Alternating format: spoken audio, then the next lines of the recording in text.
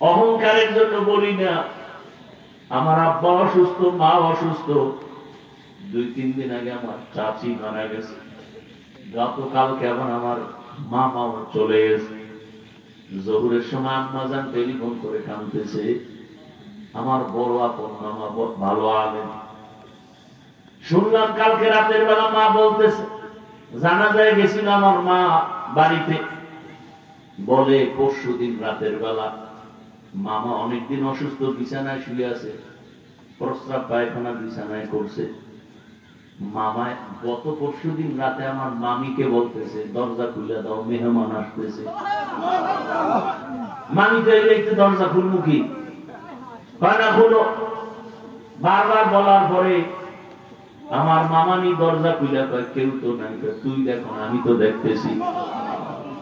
গতকাল ফজরের পরে আমি কি নাপাক বিছনায় কি থাকবো, একটু জিকির করবো, তেলাওয়াত করবো, আমার বিছনা পাল্টায় দেয়।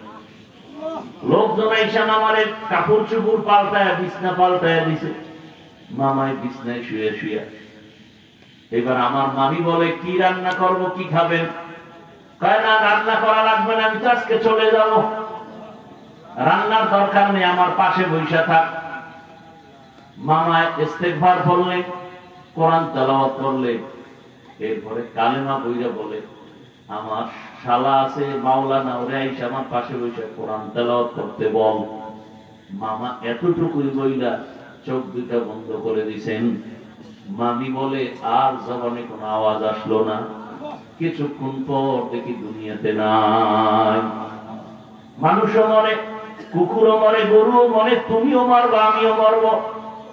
কিন্তু মরণটা যদি কালেমা ছাড়া হয়, যদি আমার মাওলা মোহাব্বত না নিয়ে কবরে যাও, ওই কবরে যাওয়ার পরে কেউ নাই, কই মা, কই বাবা, কই কেউ থাকবে না।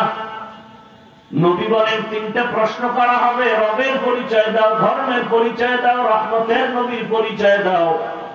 যারা গুনাহগার হইয়া যাবে, নামাজ নাই, রোজা নাই, তেলাওয়াত নাই, মালিকের সাথে সম্পর্ক নাই, ইবাদত নাই, নবী বলেন তখন আল্লাহর অর্ডার হবে, ও ফেরেশতা, এই বেঈমানের ধর, কবরের মধ্যে জাহান্নামের সাথে রাস্তা বানায় দাও। আল্লাহ রাগ করে বলবে, এই বেঈমানের কম সুযোগ আমি দুনিয়ায় দেই নাই। আমি আল্লাহর দেওয়া পানি বাতাস নিয়ামত ভোগ করি, আমার হুকুম মতো চলে নাই।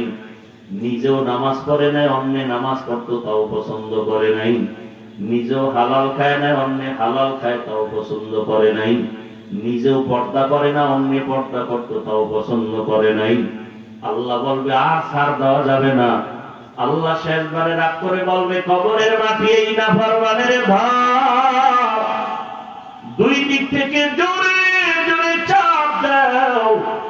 2 পার্শ্বের মাটি এত জোরে চাপ দিবে, পাঁজরের হাড়গুলো চুরমার হয়ে যাবে। ও আমার যুবক বাবারা, বৃদ্ধ বাবাজিরা, পর্দার আড়ালের মা বোনেরা, আল্লাহর কোরআন সত্য যদি আপনার অন্তর বলে, গুনাহ নিয়ে আল্লাহর কাছে গেলে আযাবে ভুগতে হবে, জাহান্নামের আগুনে জ্বলতে হবে, এই কথাও সত্য। তবে চিন্তা করেন, দুনিয়ার গরম সহ্য করতে পারেন না, গুনাহ নিয়ে কবরে হাসরে দাঁড়াইলে জাহান্নামের গরম কেমনে সহ্য করবেন? এখনো সময় আছে, তওবা করেন। আল্লাহকে মনে মনে বলেন, আল্লাহ গুনাহ তো জীবনে কম করি নাই, আজকে থেকে তওবা করলাম, আর নামাজ ছাড়বো না, দাড়ি কাটবো না, বেপরদায় চলবো না, মা বাবার সাথে বেয়াদবি করবো না, শিক্ষকের দোয়া নিয়া, মুরব্বীদের দোয়া, উলামায়ে কেরামের পরামর্শ নিয়া, নবীজির তরিকা মেনে, রাসূলের আদর্শ মেনে চলবো। আল্লাহ আমাদের সবাইকে তওবাওয়ালা জিন্দেগি দান করেন। যাদের অন্তরে খাঁটি তওবার নিয়ত আছে, মুনাফিকি নাই, 2 হাত আমার আল্লাহকে দেখাইয়া দেই। আয় আল্লাহ, তওবাওয়ালা হাতগুলো কবুল করেন, তওবার উপরে মজবুত হইয়া চলার তৌফিক দান করেন। আয় আল্লাহ, গুনাহমুক্ত জীবন আমাদের দান করেন, আমিন। আল্লাহ আমাদের সবাইকে কবুল করেন।